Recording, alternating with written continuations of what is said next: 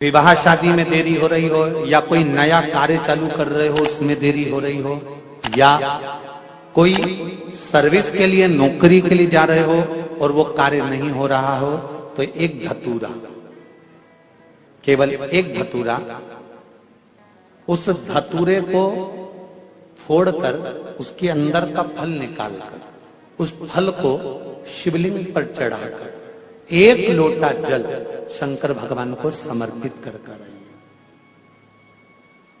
दिन होना चाहिए मंगलवार। कौन सा दिन होना चाहिए?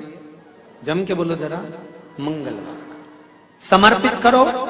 उसके बाद में आप विवाह के लिए अगर समर्पित करे हैं तो विवाह में देरी नहीं होगी। व्यवसाय और व्यापार के लिए या नौकरी के लिए समर्पित करे हैं तो उसमें देरी नहीं। तुम जिस दिए में भगवान की आरती उतारते हो, जिस दिए से तुम भगवान की पूजन करते हो, उस दिए की बत्ती को नीचे डाल दीजिए और उस दिए को पानी की बाल्टी में धो दीजिए। कौन सी बाल्टी में? जिस बाल्टी के पानी से आप बच्चे को स्नान करा सको। महाराज केवल भगवान पर से ले जाकर, पास में से ले जाकर उस बाल्टी में थोड़ी देर डाल दो और उस बाल्टी के पानी से उस बच्चे को स्नान करा दीजिए। 15 से 20 मिनट, आधा घंटा लगेगा, बच्चे का बुखार पूरा उतर जाएगा। इतना विधान है दीप का। जब आप पशुपति व्रत कर रहे हो या कोई नियम धारण कर रहे हो या कोई आपने नियम उठा रखा है और वो कार्य आपका हो ही नहीं रहा, आपने 2 बार पशुपति व्रत कर लिए, आपने ये कर लिया, आपने प्रदोष कर लिया, आपने सोमवार कर लिया, आपने सारे अनुष्ठान कर लिए, बहुत सारे उपाय भी करे तो भी नहीं हो रहा है, तो इस बीच वाली पत्ती पर शहद लगाकर बाबा का जो शिवलिंग है उस शिवलिंग को इसको छुआ दीजिए या उससे चिपका दीजिए और उस पर अपनी हथेली रखकर कामना कर कर वापिस घर को आ जाइए। बाबा आपकी वो मुराद शीघ्र 3 महीने के अंदर पूरा कर ही देता है, ये पक्का। तो 3 नियम अपनी जिंदगी में धारण कर लें। अगर ठेला लगा रहे हैं रोड पर, अगर आपके पास में कोई व्यापार नहीं, कोई दुकान नहीं, कोई सर्विस नहीं, कोई नौकरी नहीं, 3 नियम जिंदगी में। पहला, एक बार जिंदगी में पशुपति व्रत अवश्य करो। दूसरा, प्रत्येक प्रदोष एक शंकर जी के मंदिर में दिया और एक अपने घर के दरवाजे पर दिया अवश्य लगाओ, प्रत्येक प्रदोष। और तीसरा नियम बना लो, शिवरात्रि महीने की आती है, हर महीने की शिवरात्रि में शंकर जी के मंदिर पर दिया, बेलपत्री के वृक्ष के नीचे दिया, आंवले के वृक्ष के नीचे दिया और अपने घर के दरवाजे पर दिया। ये 4 स्थान पर दिया। प्रत्येक महीने की शिवरात्रि पर लगाना प्रारंभ करो। 4-5 शिवरात्रि निकलेगी, बाबा इशारा कर देगा और तेरी नैया पार। शिवलिंग है, जलाधारी है, पार्वती जी की मूर्त है, गणेश जी की भी मूर्ति है, कार्तिकेय जी की भी मूर्ति है, नंदी की भी मूर्ति है। तो किसी ने कहा कि गुरुजी हम जब शंकर जी को जल चढ़ाते हैं तो पार्वती जी को, गणेश जी को, कार्तिकेय जी को, नंदी को, सबको जल चढ़ाना चाहिए। शिव महापुराण की कथा कहती है केवल शिवलिंग पर आपने जो जल समर्पित करा है वो जल पार्वती जी को भी मिल गया, गणेश जी को भी मिल गया, कार्तिकेय जी को भी मिल गया। उसके सिवाय तुम्हें ये नहीं कि यहां भी जल चढ़ाओ वहां भी जल चढ़ाओ, ना, केवल शंकर जी पे तुमने जल चढ़ा दिया, शिव पिंडी पर जल चढ़ा दिया, वो जल तुम्हें शंकर भगवान का चढ़ा हुआ जल सबको प्राप्त हो गया। अब उसमें तुम्हें ये नहीं सोचना कि मैंने पार्वती जी को तो स्नान कराया ही नहीं, मैंने गणेश जी को तो स्नान कराया ही नहीं, मैंने कार्तिकेय को तो स्नान कराया ही नहीं, ना ना ना। आज पंजाब की इस पवित्र भूमि पर अगर ये प्रसंग निकला है तो इसको आप अगर सुनेंगे तो आपका जीवन सार्थक होगा। शिव जी को 5 तरह से जल चढ़ाने का तरीका है। जैसे पंचामृत होता है, दूध, दही, शहद, घी, शक्कर, ये सब पंचामृत के अंतर्गत आते हैं, उसी तरह शंकर जी को 5 तरह से जल चढ़ाने का क्रम वर्णित किया गया। अब उसको समझेंगे, बहुत सावधानी से समझिएगा। पहला, जल लेकर आए, सीधे डायरेक्ट शंकर भगवान के शिवलिंग पर चढ़ा दिया, ये प्रथम जल का चढ़ाने का तरीका। दूसरा, जहां से पानी बहकर जाता है, जहां से जल बहकर जा रहा है, उसके ठीक विपरीत जल उत्तर में जा रहा है आप दक्षिण में खड़े होंगे और दक्षिण में खड़े होकर उत्तर की ओर मुख करेंगे और शिव जी को जल समर्पित करेंगे। ये रोग मुक्ति करने वाला है और हमारे रोग पर हमें विजय प्रदान करने वाला है। ये जल चढ़ाने का था। एक सीधे मंदिर में गए, लोटा भर कर जल उठाया, शिव जी को चढ़ा दिया। दूसरा जल जहां से पानी बहता है, शिव जी का चढ़ा हुआ जल जहां से बहकर जाता है, उसके ठीक विपरीत में शिव जी का जल इधर जा रहा है तो तुम यहां खड़े हो, तुम यहां बैठो, यहां मत बैठना, यहां मत बैठना, इधर बैठो। अगर रोग का निवारण है तो यहां बैठकर। तीसरा, अशोक सुंदरी से जल चढ़ाते चढ़ाते शिवलिंग तक लेकर जाना और शंकर भगवान के शिवलिंग पर पूर्ण जल समर्पित करना। यह तीसरा तरीका, यह कार्य की सिद्धता के लिए। हम जब किसी से आस ना लगाकर परमात्मा से विनती करते हैं तो वो विनती करने का तरीका तीसरा। चौथा, शिवजी पे चढ़ा हुआ जल 5 जगह पर समर्पित करना। गणेश जी, कार्तिकेय, अशोक सुंदरी, शिवलिंग और जलाधारी, ये चौथा क्रम है। और 5वां जल समर्पित करना,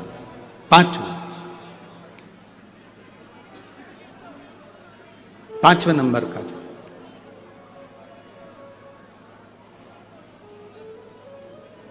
शिव जी को 5म नंबर का जो जल आता है, जो जलाधारी है, ऊपर जिसमें पानी भरा रहता है और नीचे एक एक बूंद टपकता रहता है, जलाधारी में जल समर्पित कर कर उसी जल को बचाकर अशोक सुंदरी वाली जगह पर थोड़ा सा चढ़ाकर उसी में से जल शिवलिंग पर जब हम समर्पित करते हैं तो हम जिस कार्य के लिए जा रहे हैं वो कार्य सफल हो।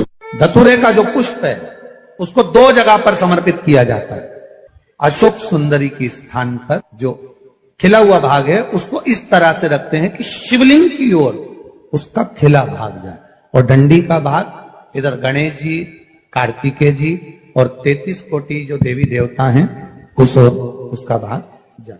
एक दूसरा, शिवलिंग पर जब हम धतूरे का पुष्प समर्पित करते हैं तो उस फूल का खिला हुआ जो भाग होता है उसका मुख हमारी ओर होना चाहिए। बहुत अंतर है महाराज।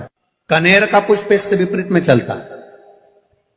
कनेर का जो पुष्प होता है उसकी डंडी का मुख हम अपनी ओर रख लेते हैं और खिला हुआ भाग महादेव की ओर कर देते हैं। जिसका व्यापार ना चले, व्यवसाय ना चल रहा हो, बहुत ज्यादा कष्ट में जीवन निकल रहा हो और बहुत ही ज्यादा तकलीफ हो रही हो, तो धतूरे को हल्दी में डुबोकर शंकर भगवान को 12 बजे समर्पित करें।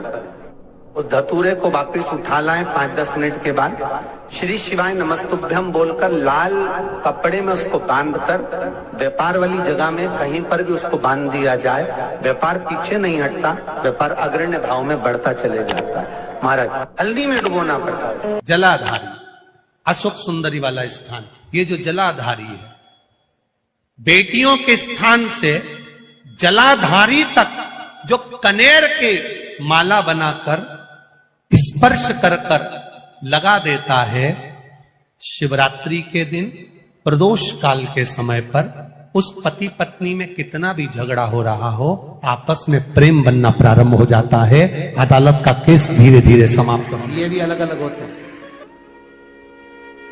पहला दिया होता है पणाती दिया। मैं चैनल वालों से कहूंगा, अगर आपके पास में क्योंकि हमने पहले भी कथा में कहा कि जिस जिस जगह का स्मरण कराएं उस जगह का फोटो भी आप दिखाएंगे तो उसका आनंद कथा सुनने वालों को, ऑनलाइन वालों को मिलेगा। पहला होता है पणती दिया। ये पणती दिया मट्टी का दीप, जिस दीप के अग्रभाग को थोड़ा सा बड़ा कर दिया जाता है, उसको पणती दिया गया। ये पणती दिया जब भी भगवान के सामने लगाया जाता है तो इस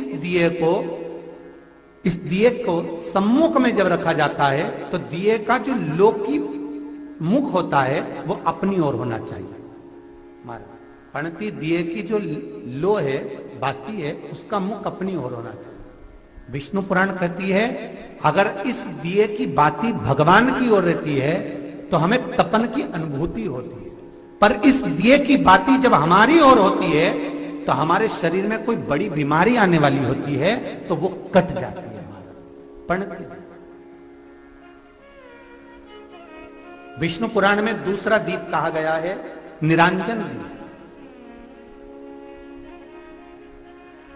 विष्णु पुराण में दूसरे दीप का वर्णन निरंजन दीप। जिस निरंजन दीप में महाराज आपने देखा होगा डमरू जैसी आकृति होती है। अगर चैनल पे कथा देख रहे होगे तो इनके पास में अगर होगा तो अवश्य दिखाएंगे।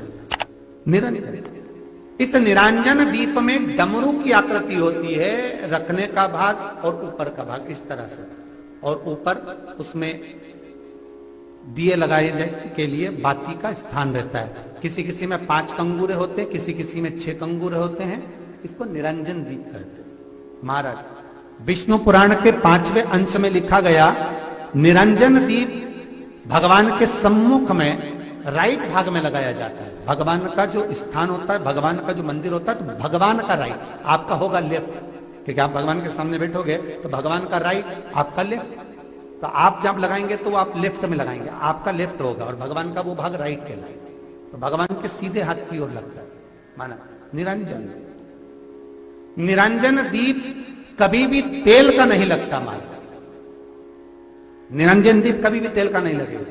हाँ, यह हो सकता है कि बटी निरंजन जो दीप होता है उसमें तेल डाल सकते हैं। बटी निरंजन दीप जो होता है उसमें कंगूरे नहीं होते। बटी निरंजन दीप केवल गोल होगा, ऊपर से डमरू जैसी आकृति होगी, डमरू जैसा होता है, ऊपर से उसमें कहीं कंगूरे नहीं होते। महाराज अगर आप चैनल पर देख रहे होंगे तो बटी निरंजन दीप का भी वर्णन आपको दिखाया जा रहा होगा। बटी निरंजन जो दीप होता है वो केवल डमरू की आकृति में होता है, उसमें कोई कंगूरे नहीं होते।